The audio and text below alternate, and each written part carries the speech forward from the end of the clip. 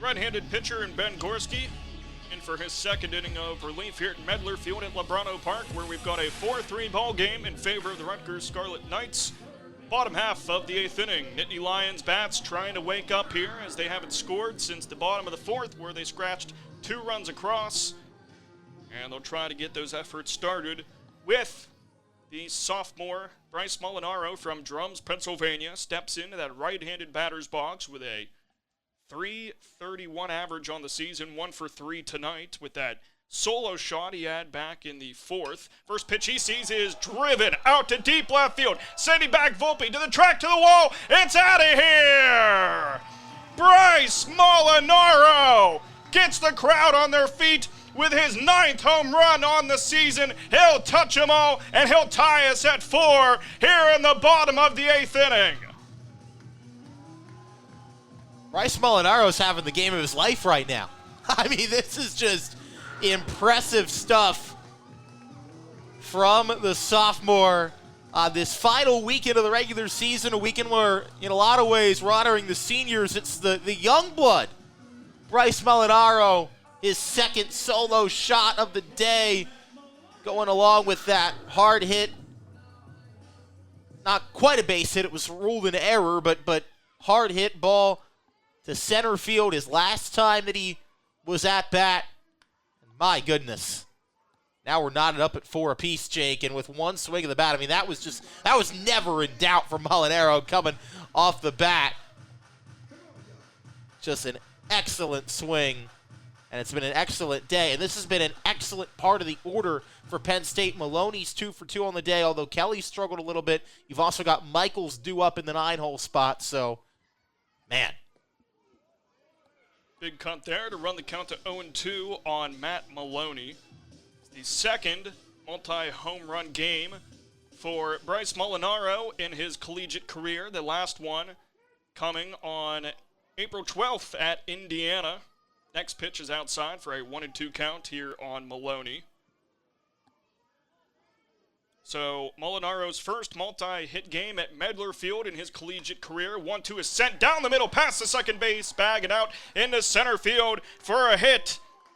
That's Matt Maloney's 3rd hit of the ball game, all singles. And Penn State's bats have come alive here in the bottom of the 8th inning. Yeah, the transfer from Dayton is just absolutely killing it. His 3rd hit of the day, and he's reached base in all 4 of his appearances. He had a walk in his first appearance earlier in the evening, and now back-to-back-to-back base hits, and Penn State in position now. They're putting pressure on Gorski after he came in. Looked pretty good. There is an arm warming up in the bullpen for Rutgers. We'll see if they've got a call on their bullpen to try and finish this thing off, as Penn State threatening now with an opportunity not just to tie this game, but now potentially you've got the go-ahead run aboard at first and an opportunity to get the Scarlet Knights down to their final 3 outs with the top of the 9th looming.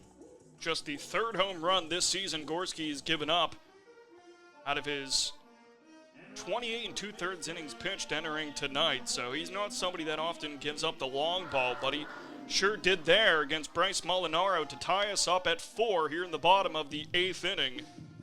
Game 1 of this 3-headed series. Runner on first base, as that's Matt Maloney after he reached via a single. Right-handed pitcher in Ben Gorski in his 2nd inning of work.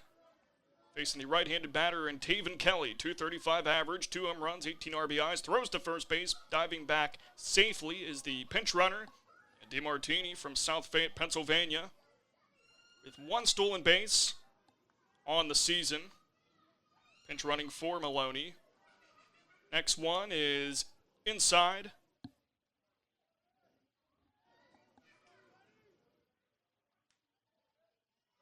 Nobody out. Runner on first after Maloney's single.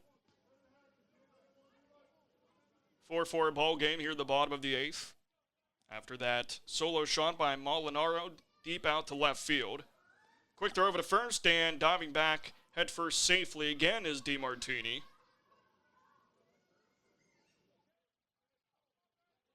Stepping back into that right-handed batter's box is Kelly. Now the right-hander Gorski set on the rubber, rears back and delivers his 1-0 pitch, and it's upstairs on the off speed for ball number 2, 2-0 count. Now on the senior center fielder from Boiling Springs, Pennsylvania. Right-hander deals to the right-handed batter, laces one to left field, diving in, can't make the catch. Volpe, as this one rolls all the way into the wall. Rounding third and heading home is DeMartini, and in with a triple is Taven Kelly.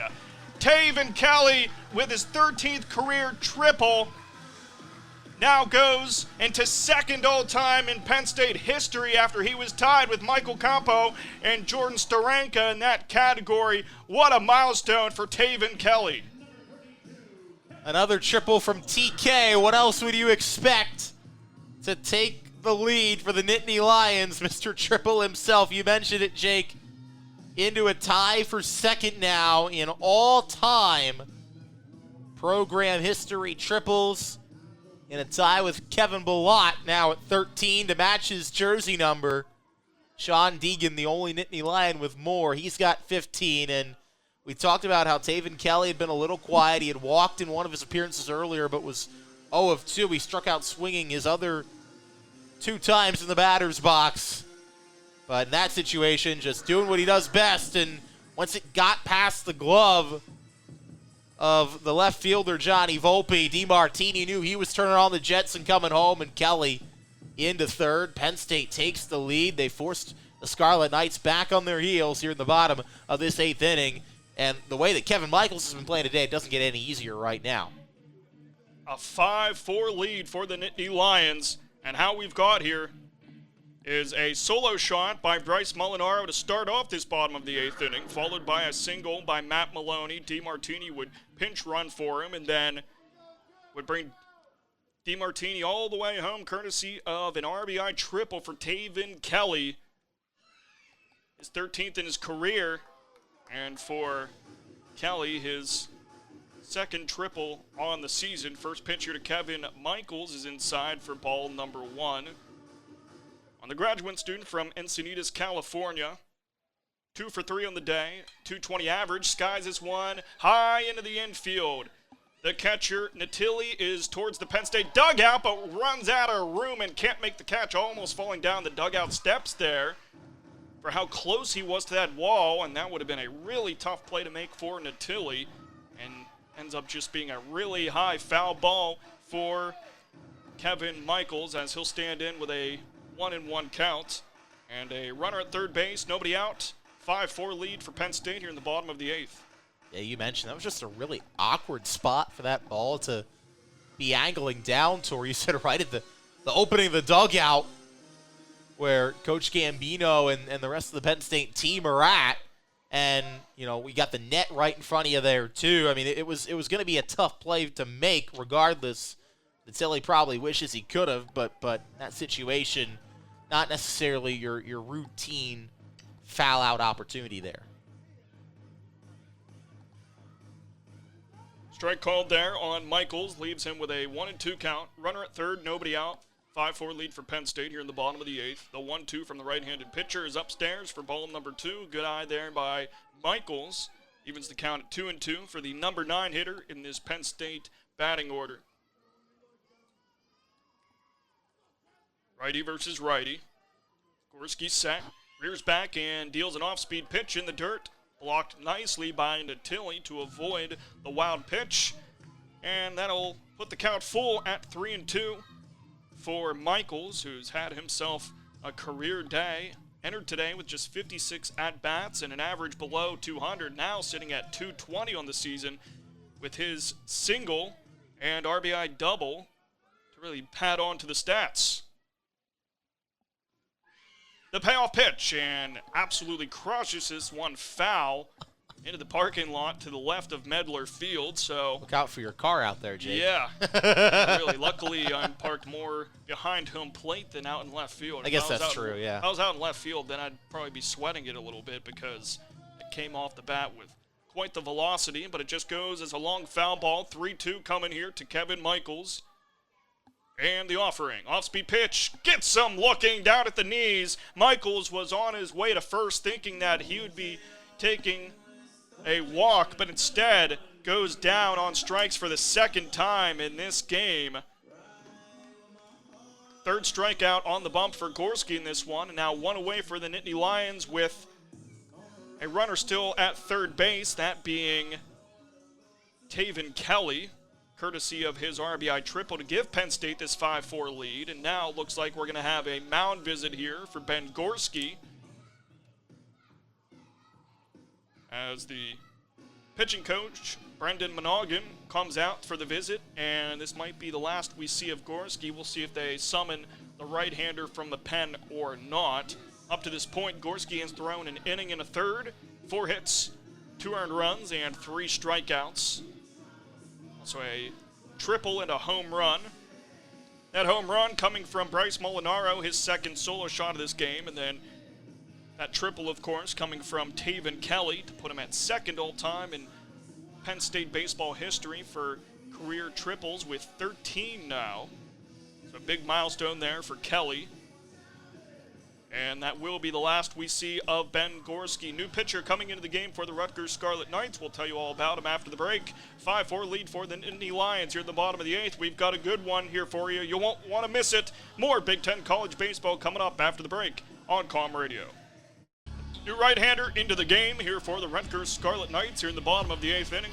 5-4 Penn State lead, courtesy of a solo shot by Bryce Molinaro and an RBI triple by Taven Kelly to get us to this point. Ben Gorski ended up throwing an inning and a third, 4 hits, 2 earned runs, and 3 strikeouts to end his day. And now we take a look at Sam Portnoy, redshirt junior from Voorhees, New Jersey, making his 17th appearance on the season. 0-1 record, 9.41 ERA, 22 innings pitched, 15 strikeouts for the redshirt junior.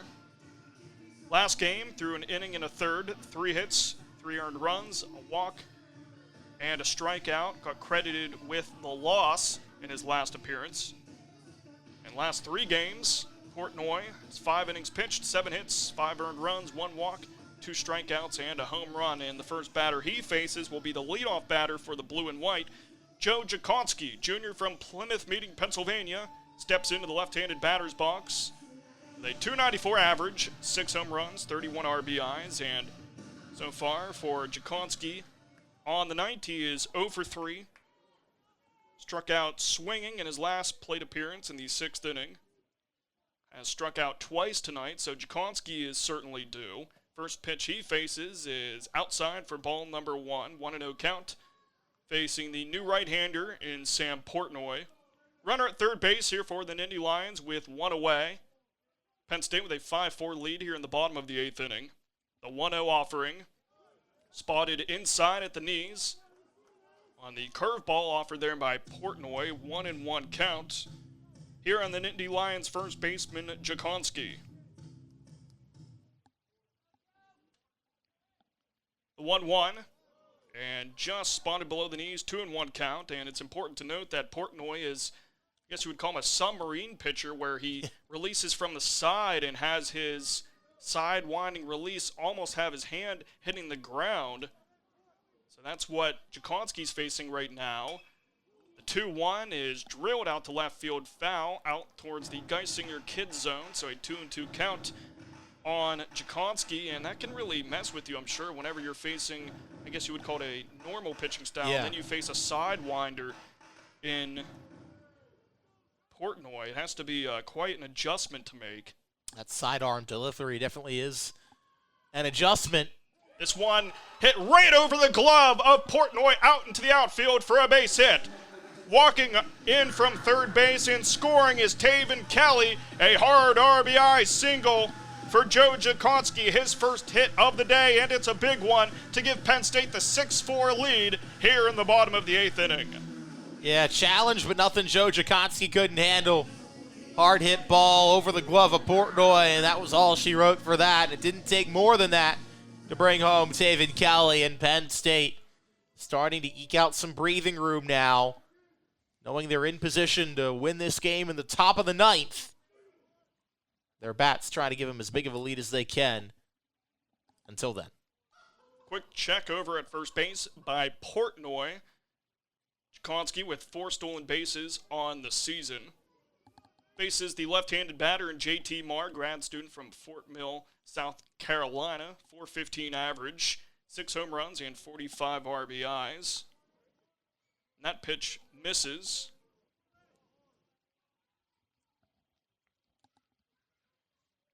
1-0 count here on Marr.